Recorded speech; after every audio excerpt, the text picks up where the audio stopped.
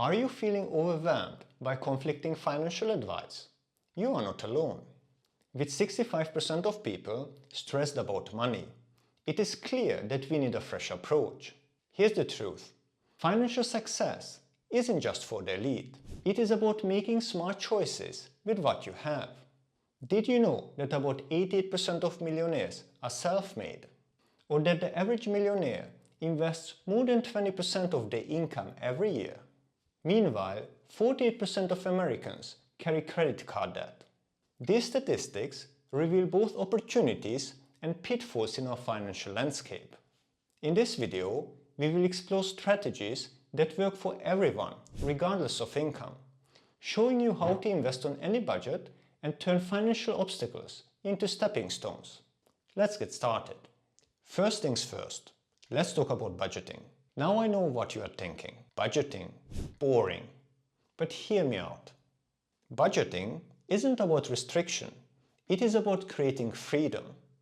It is your roadmap to financial success, regardless of how much money you are working with. Think of it as a spending plan rather than a spending limit.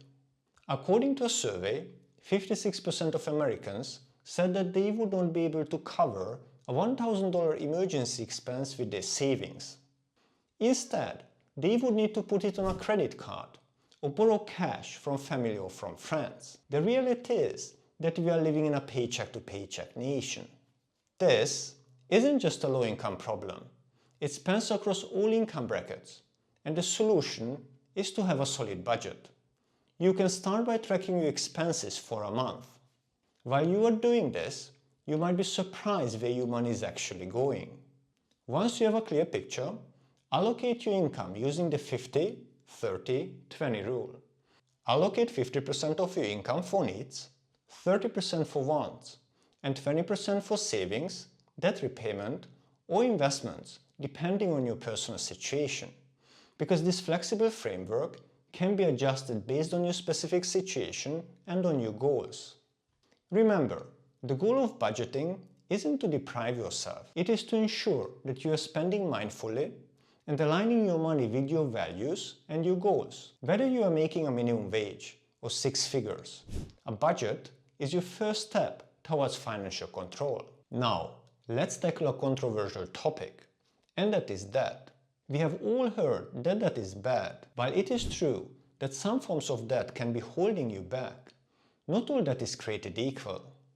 In fact, some types of debt can be leveraged wisely to build wealth. A mortgage, while a significant debt, allows you to build equity in a property that appreciates in value over time. On the other hand, high-interest credit card debt for unnecessary purchases is generally considered bad debt.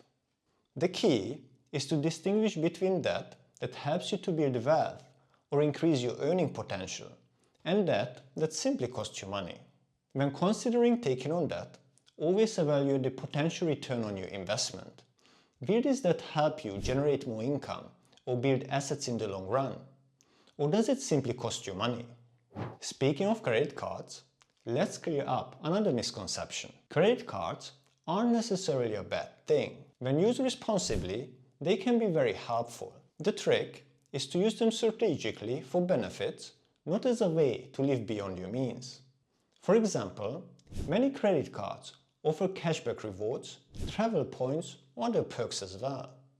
If you pay off your balance in full each month, you are essentially getting free money or free benefits. Some cards even offer sign-up bonuses worth hundreds of dollars. Responsible credit card use also helps you to build your credit score, which can lead to better interest rates on mortgages or other types of loans in the future. The key word here is to use your credit card responsibly. Always pay your balance in full and on time, and never charge more than what you can afford to pay off. Now, let's shift gears and talk about something that might seem out of reach for many, and that is investing. You might be thinking, I barely have enough to cover my bills, let alone invest. But here's the thing, you don't need a lot of money to start investing. In fact, starting early with small amounts can get you further ahead than waiting until you have a large sum. Thanks to compound interest, even small investments can grow significantly over time. As your income grows and you have more disposable income, you can increase your contributions. If you invest $300 a month starting at age 25, assuming an average annual return of 7%, you would have about $741,000 by the time you are 65. Start at 35 instead, and you would have only $350,000. That 10-year difference could cost you more than $390,000. What is even more interesting is that over the 10 years, if you contributed $300 a month, that is $3,600 a year. So in total, over the 10 years, you contribute $36,000. But at the end, you will have $390,000 more in your account. When you invest, you have to remember that it is not about timing the market. It is about time in the market. Of course, investing comes with risks. That is where diversification comes in. Diversification is fancy financial speak for don't put all your eggs in one basket. By spreading your investments across different asset classes, sectors and regions, you can manage risk more effectively. According to Vanguard, a portfolio split of 50-50 between bonds and stocks had a 32% lower risk than an all-stock portfolio over the last 90 years, while still delivering 80% of the returns. That is the power of diversification. Another crucial aspect of managing investment risk is having a long-term perspective. There are always going to be fluctuations and dips in the market. But don't let short-term volatility shake you out of your long-term strategy. The stock market will have ups and downs, but historically, it has trended upwards over the longer term. For example, the S&P 500 returned around 10% over the long run.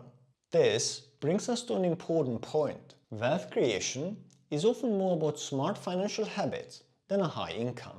In fact, there are plenty of high-income earners who struggle financially due to poor money management. The key is to focus on the gap between what you earn and what you spend. Not even to focus on it, but to make sure that you earn more than what you spend. Because it is not about how much you make, but how much you keep and how you invest that money. A person earning $50,000 a year who saves and invests $10,000 of their income can end up wealthier than someone earning $200,000 but who lives a bling-bling lifestyle and saves nothing. Last, but certainly not least, let's talk about retirement planning. It might sound too early to speak about this, especially if you're in your 20s or even in your 30s. But the earlier you start, the better off you will be. Earlier, we had an example which highlighted how compound interest works. The same principle applies here as well. According to a survey, Gen Xers, those born between 1965 and 1980, said that they would need $1.56 million to retire comfortably. That is a daunting number, but it becomes much more achievable if you start early and save consistently. Take advantage of any employer-sponsored retirement plans, especially if your employer offers matching contributions. That is essentially free money. If you don't have access to an employer plan, open an IRA. Remember, retirement planning isn't just about saving money. It is about creating a vision for your future and taking steps to make it a reality. Think about what kind of a lifestyle you want in retirement and work backwards to determine how much money you will need to save. Financial success isn't about flashy cars or designer clothes. It is about creating stability, freedom, and a peace of mind. It is about aligning your money with your values and your goals. And most importantly, it is achievable for everyone, regardless of their starting point. So take what you have learned today and start applying it to your own life. And that was it for today. Thanks for watching, and don't forget to like, subscribe, and watch another video. See you in the next one. Thank you. Bye.